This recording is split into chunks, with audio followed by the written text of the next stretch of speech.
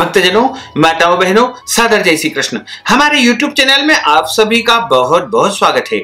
मैं हूं आपके साथ आचार्य धर्मेंद्र शास्त्री। आज हम आपको कार्तिक माह के 25वें अध्याय की कथा सुनाने जा रहे हैं। इस कथा को अंत तक जरूर सुनिएगा और अधिक से अधिक लोगों को शेयर भी करिएगा। गुरुर् ब्रह्मा गुरुर्विष्णु गुरुर्देवो महेश्वरा गुरुः साक्षात् परब्रह्म तस्मै श्री गुरुवे नमः। श्री अखंड मंडलाकारं व्याप्तं येन चराचरं तत्पदं दर्शितं येन तस्मै श्री गुरुवे नमः। कृष्णाय वासुदेवाय हरये परमात्मने प्रणतः क्लेशनाशाय गोविंदाय नमो नमः। सच्चिदानंद रूपाय विश्वोत्पत्त्यादि हेतवे तापत्रय विनाशाय श्री कृष्णाय वयं नमः। श्री गोवर्धननाथ भगवान की जय। जय जय श्री राधा रमण, जय जय नवल किशोर, जय गोपी चित चोर प्रभु, जय जय माखन चोर। मात मेरी श्री राधिका, पिता मेरे घनश्याम, इन दोनों के चरणन में मेरा बारंबार प्रणाम, मेरा बारंबार प्रणाम, मेरा बारंबार प्रणाम। मोहिनी मूरत श्याम की वो मन रही समाय, जो मेहंदी के पात में लाली रही समाय। धन यौवन एक दिन उड़ जाएंगे जैसे उड़े कपूर, मन मूर्ख तू राम भज क्यों चाटे जगधूर, क्यों चाटे जगधूर। बोलिए श्री वृंदावन बिहारी लाल की जय, गोपाल कृष्ण भगवान की जय। कार्तिक माह के 25वें अध्याय की कथा का यहाँ से प्रारंभ होता है। सुना प्रश्न ऋषियों का और बोले सूत जी ज्ञानी, 25वें अध्याय में सुनो श्री हरि की सच्ची वाणी। तीर्थ व्रत और दान आदि करने से समस्त पाप नष्ट हो जाते हैं, मगर प्रेत योनि में रहने वाले को इसका अधिकार नहीं है। तुम्हारे दुख को देख करके मैं अत्यंत दुखी हूं और तुम्हारा दुख दूर किए बिना मुझे संतोष नहीं होता है।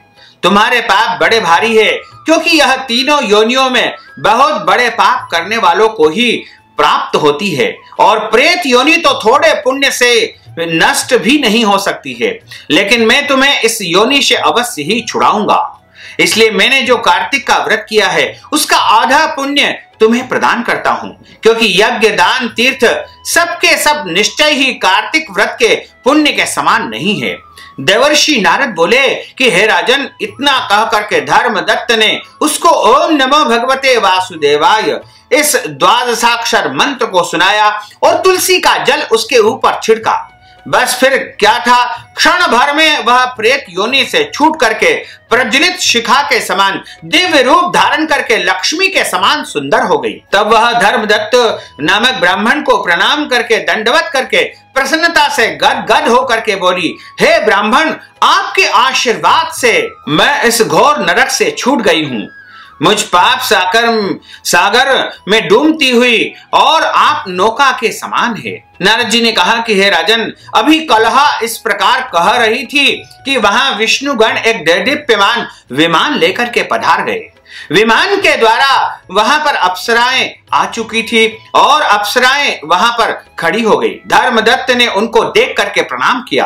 पुण्यशील और सुशील नामक भगवान विष्णु के गणों ने धर्मदत्त को अपने हाथों को ऊपर उठा करके उनका अभिनंदन करके कहा, हे द्विज श्रेष्ठ, आप धन्य है जो सदा भगवान विष्णु के व्रत कथा और सेवा में लगे रहते हैं। आपने तो अपने बाल्यकाल से ही पवित्र और शुभ कार्तिक का व्रत किया था।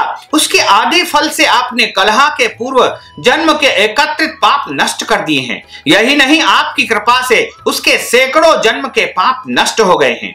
आपके जागरण आदि करने से पुण्य प्रभाव से आकाश मंडल से यह विमान आया है। हे ब्राह्मण, अब हम उसे भांति भांति के भोगों से युक्त वैकुंठ में ले जा रहे हैं। आपके दान पुण्य के प्रभाव से यह भगवान विष्णु के पास रहेगी। आप भी इस जन्म के बाद अपनी दोनों स्त्रियों सहित वैकुंठ में श्री विष्णु जी के पास में निवास करेंगे। और मुक्ति को प्राप्त करेंगे। हे दया सागर, वह मनुष्य धन्य है और जन्म उन्हीं का फलीभूत होता है जिन्होंने तुम्हारी तरह भगवान विष्णु की भक्ति की है, क्योंकि भगवान विष्णु अपने भक्तों को भला क्या नहीं देते हैं। जिन्होंने प्राचीन काल में उत्तानपाद के पुत्र को ध्रुव पर पहुंचाया, जिनके सुमिरन मात्र से प्राणियों को मोक्ष मिल जाता है। प्राचीन काल में भगवान विष्णु ने केवल अपने नाम के स्मरण से ही आप द्वारा पकड़े हुए हाथी को हस्ती योनि से मुक्त करके जय नाम देकर के अपना पार्षद बना लिया। तुमने उसी भगवान विष्णु की सेवा की है, इसलिए तुम अपनी स्त्रियों सहित 1000 वर्ष तक भगवान विष्णु के पास में निवास करोगे। जब तुम्हारा पुण्य क्षीण हो जाएगा, तब तुम सूर्यवंश में अपनी दोनों रानियों के साथ में अयोध्या के राजा दशरथ के नाम से प्रसिद्ध होगे, तथा यह कलहा जो कि तुम्हारे आधे पुण्य की भागीदार होने के नाते तुम्हारी तीसरी भार्या होगी और भगवान विष्णु पुत्र के रूप में तुम्हारे घर में प्रकट होंगे और देवताओं का कार्य आकर के करेंगे।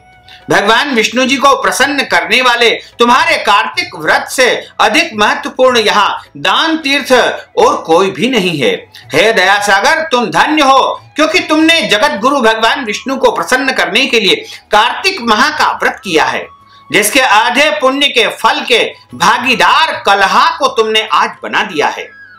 इस समय हम इसे अपने साथ विष्णु लोक को ले जा रहे हैं और तुम भी जब इस संसार से छोड़ करके जाओगे तो अपनी पत्नियों के साथ में, यानी दोनों पत्नियों के साथ में भगवान विष्णु के परम धाम में निवास करोगे और तुम्हारा पुण्य जब समाप्त हो जाएगा, तब तुम अयोध्या के राजा दशरथ के यहाँ जो है दशरथ रूप में बन करके प्रकट हो गए और तुम्हारी ये तीनों रानियां रहेगी। 2 रानियां, 2 पत्नियां तुम्हारी रहेगी और तीसरी यह कलहा रहेगी।